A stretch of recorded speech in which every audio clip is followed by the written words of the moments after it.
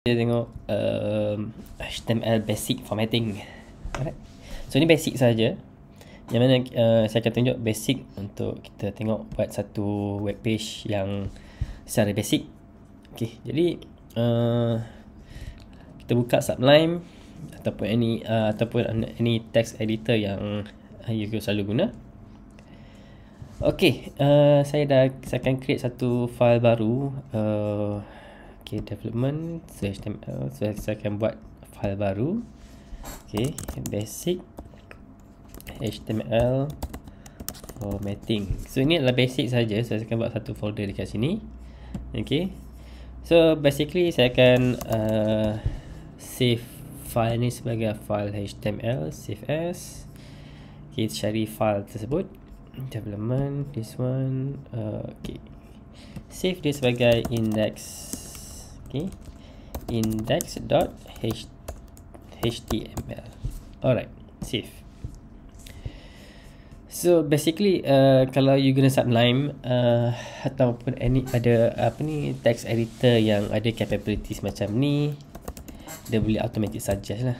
Okay, dia akan automatic suggest. Okay, so title terus bagi this is my first web page, right? Okay, jadi dalam basic HTML punya format, okay, semua script CSS ataupun any JavaScript yang kita nak tengok, macam contoh you guna Analytics, Google Analytics ke, nak pakai script, any script yang nak track di website, letak dalam area head ni. Okay, termasuklah title page ni. Alright, dan content web page semua berada dalam area body. Okay, ni akan kita akan render dekat kita punya any browser lah, kat browser kita. Tak kisahlah Safari ke, Firefox ke, Chrome. Alright, so dekat sini kita akan buat satu, kita mulakan dengan headings lah, paling basic headings. Okay, headings.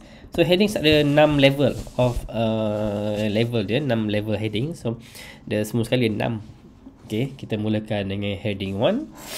Okay, this is heading 1. Okay, so basically dalam HTML markup language, okay, this is a markup. So every tagging yang ada angle bracket is a markup language. Sebab tu kita bagi dia hypertext markup language. Alright, so H1 so every opening tag must followed by closing tags. Okay, so ni rules dia. So opening tags mesti ada closing tags yang kita boleh recognize by slashing ni. Alright, tak semestinya, tapi there are some markup language that doesn't recognize, doesn't need to be closed. Okay, nanti kita tengok satu-satu. So heading 1. Okay, kita tengok save. Saya save, Ctrl S pakai save. So kita tengok apa hasil dia. So bila you double click ataupun open with, you dapat lah. Okay, ni dia. So ini title. So title adalah head ni, dia akan pergi ke sini. So browser dia akan render this title to be put in your tab. Inilah nama title web page kamu. Dan content dalam body dia akan display dekat dalam page Firefox ni. Itu dia. Alright, kita teruskan dengan heading 2. Okay, this is heading 2. So basically heading 2 dia akan jadi kecil sedikit daripada heading 1, macam tu. Alright, dan seterusnya heading 3, 4, 5 and 6. So basically heading 1 is the largest and the boldest. Alright, so H3 kita buat sama lah. Heading 3, 4,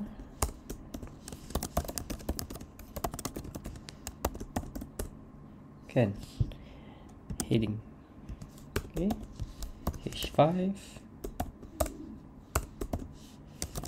this is heading 5.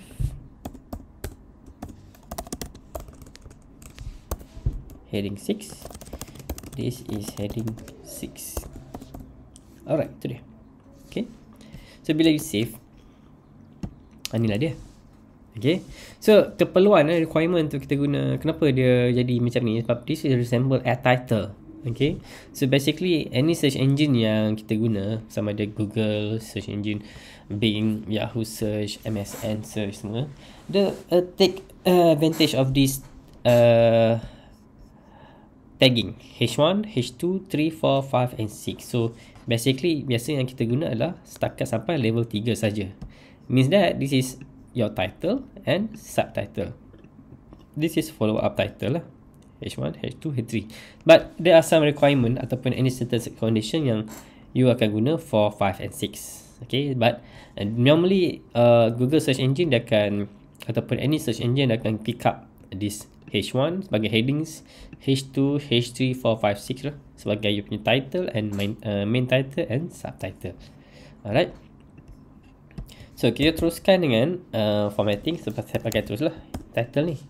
Okay, basic HTML formatting gitu, save. Jadi macam tu lah. Okay, so basic HTML formatting, kalau kita tengok dekat dalam Microsoft Word ataupun any text editor yang Microsoft Office ke text editor lain. So basically bila you type something, this is text macam tu kan. So you akan dapat satu, bila highlight, you boleh tukarkan text styling ni.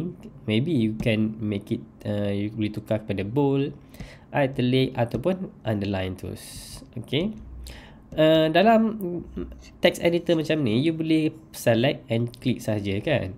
Tapi oleh sebab kita nak hantar kepada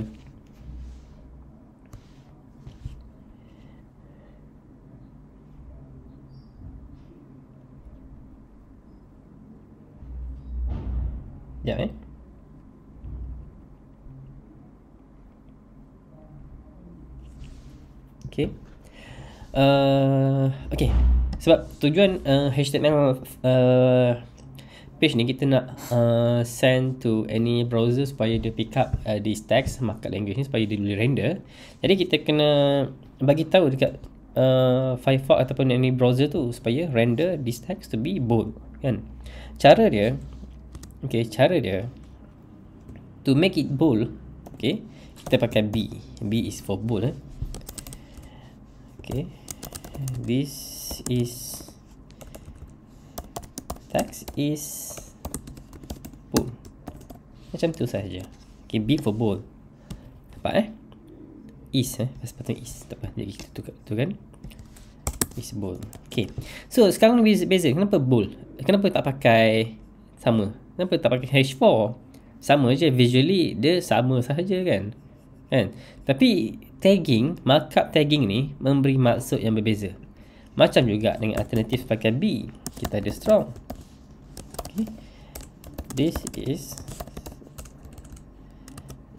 strong text kan. So apa beza dia strong yang bold? Tengok sama kan? Sama. Okay, sama dengan heading 4. Tapi kenapa tiga-tiga ni, okay, visual appearance je sama in human eyes, kalau ditengok sama je ni kan. Tapi search engine crawler dia tak anggap content ni sama. H4 ini sebagai title, this one is visually represent dia text sahaja adalah bold, that is visual sahaja. Tapi bila datang dengan strong, this is quite important. Jadi search engine akan consider this text is important. Okay, dia akan anggap this text keyword yang penting compared to bold. Dia tak ambil yang ni lah. This one is just visually bold, but this one is strong, bold and telling search engine ini adalah satu perkara yang penting. Okay, dia akan pick up ni dulu, kemudian barulah ini. Sama juga dengan italic ya. Ini pakai italic. This text is italic kan. Okay, italic. Alright, so italic, to make it important, kita pakai emphasize. Okay, this text is emphasize. EM. Okay, sama But Google consider this text is more important than italic ni. Ingat Okay. So dalam HTML, bold and italic is a visual representative of your text. Okay. But strong and emphasize, make sure your search engine consider that text is important. Alright. Last but not least is underline. Kadang-kadang nak pakai underline tu lah. So this text is underline.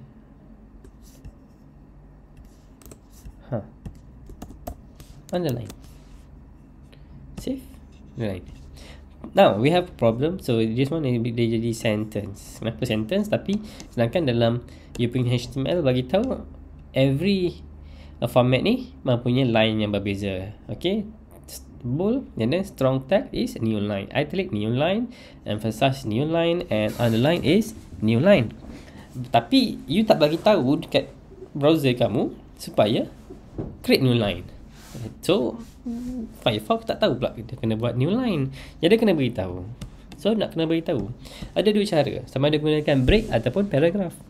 So kalau guna paragraph, dia akan create another spacing between lines. Kalau guna break, terus satu line without any spacing. Contoh So kita guna paragraph. Save. Satu line. Dari satu spacing kat bawah tu. Kalau gunakan break, BR for break, nampak? Dia akan turun satu line without spacing. So depends pada penggunaan lah. Kalau nak ada spacing, gunakan paragraph. Okay. Kalau nak pakai satu line without spacing, gunakan break. So dia beritahu every line is under satu line without spacing, pakai break. Tapi satu line below with spacing, guna paragraph. So, saya prefer kalau format macam ni, saya guna break lah. Macam tu. Cantik. Cantik Okay, so kita akan cover satu lagi. Okay, sementara tu kita tengok HR. Apa tu HR? HR is horizontal line. Dia akan buat satu line macam ni. So P, BR break dengan P dengan HR ni tak perlukan closing tag. Nampak Ini adalah salah satu daripada antara HTML elements yang tak memerlukan closing tags. Alright. H1. Sini. H1. So kita tengok ada formatting. Ada few lah formatting yang kita boleh tengok Contoh abbreviation abbreviation satu lagi markup markup. So markup ni macam Microsoft Word. Okay. You highlight ni. You boleh markup kat sini. Highlight Contoh ni buat macam mana? Okay.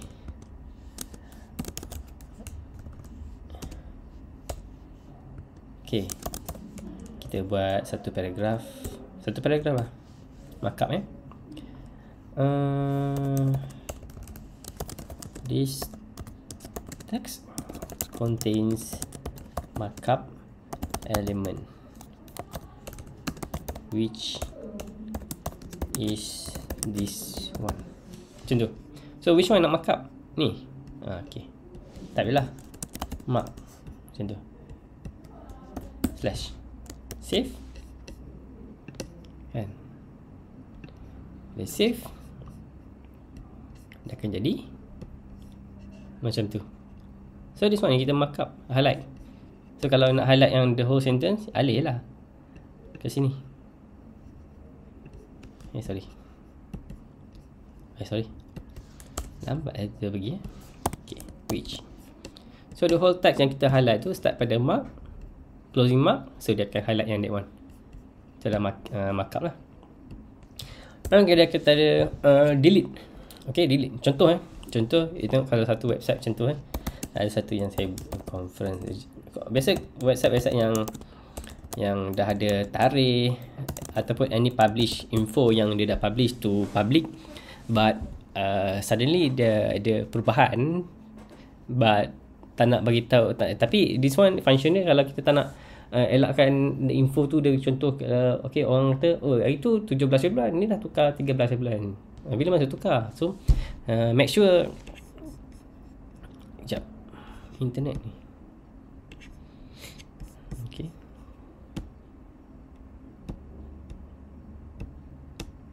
Tak mau. Sekejap betul dah.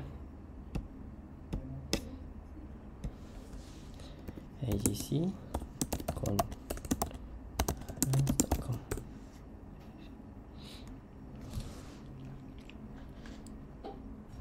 Okay, tengok website ni.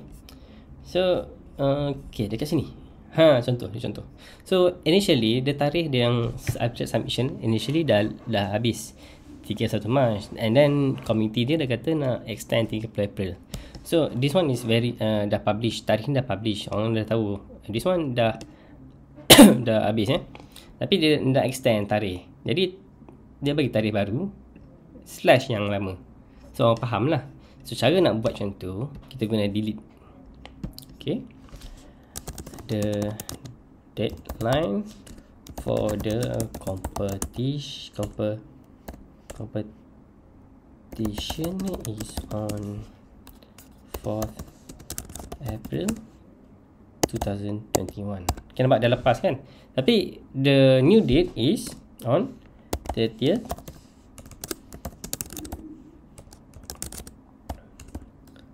April 2021. Macam tu. So nak delete mana yang di mana? Tak adalah delete. Okay, yang ni tak jadi tarikh baru. Save. Nampak? Jadi macam ni. Nampak dia / tarikh and then this is a new tarikh. Alright. So yang ni kita nak pakai break lah. Biar ada selang satu baris. Macam tu. Okay, another one. Superscript dengan subscript. Ni benda simple je kan. This is superscripted text gitu. Superscript pakai SUP. Okay, superscript / SUP. Okay, kita break atas ni. Macam tu. Apa break tak muncul? Oh, patutnya break kat sini. Okay, maintain je kat situ sampai kita nak buat baru. This is subscripted text. Okay, subscripted dari bawah subscripted bawah. So dia pergi sub and this one go to sub. That one. Alright, that one. Nampak? Okay, atas bawah. Alright. So certain condition you nak pakai yang ni boleh Contoh yang ni kita nak pakai macam contoh kata ganda 2 ke kan, contoh you nak buat macam ni. Ke atas sinilah teks punca kuasa contoh kan 2. okey, sub 204 slash. okey, macam tu kan, nampak complicated tapi hasil dia jadi macam ni sebab 204 macam tu lah. Alright, macam tu kita nak buat lah, guna subscripted dengan superscript. Okay, another one, break, insert ni underline. Okay, insert ni underline, boleh pakai lah. This one is inserted text. Okay, so sini kita ambil ni, insert begitu. Dah kerja underline juga sebenarnya. Okay, sama dengan atas ni, underline. Alright, so another one, maybe kita tengok dua lagi lah. Kita tengok dua lagi. Heading kita tengok abbreviations. Okay, so this one abbreviation ni singkatan kepada kata nama yang pendek-pendek, contoh UITM contoh UITM, UPM. Okay, so search engine dia akan consider general lah. UPM general, UITM is general, dia tak tahu maksud dia. Okay, cuma bila kita pakai abbreviation adalah kata nama penuh bagi singkatan tu, jadi search engine dia akan crawl that nama penuh lah supaya dia faham UITM is University Teknologi Mara. UPM is Universiti Putra Malaysia. Macam tu. Alright. So kita beritahu lah. Dia establishment of UiTM is start from year 1975. Okay, ni bukan fakta betul lah. Saya balik fakta betul. Saya just type je. Okay. So which is abbreviation nak pakai? UiTM kan? So apa abbreviation dia? Pakai ABBR lah. Abbreviation equal abbreviation. Okay. Apa title dia? Equal to. So University Technology Mara. Begitu. Okay. Slash. No. Gitu. Okay. UiTM kan? Ni one. Slash abbreviation. Okay. Save. And kita tengok apa hasil dia. Nampak? Dia ada dot-dot sikit saya besarkan. Okay. Dia ada dot-dot ni. Okay. Bila mouse ni hover, dia akan muncul dia punya title. Yang mana nama penuh dia. Begitu cara kita gunakan abbreviation. Jadi Google dia akan cari content dia. Okay, dapat UiTM. So dia ada abbreviation. So Google search engine knows this UiTM refers to University Technology Mara, not some United International Technology of Mississippi. Macam tu lah. Lebih kurang macam tu lah. Okay. Okay, next kita tengok satu something yang kita relate dengan location is address. Okay. So HTML, starting from HTML5, dia ada satu something that extra kita boleh pakai address macam tu. Okay. Contoh address UiTM UiTM Teknologi Mara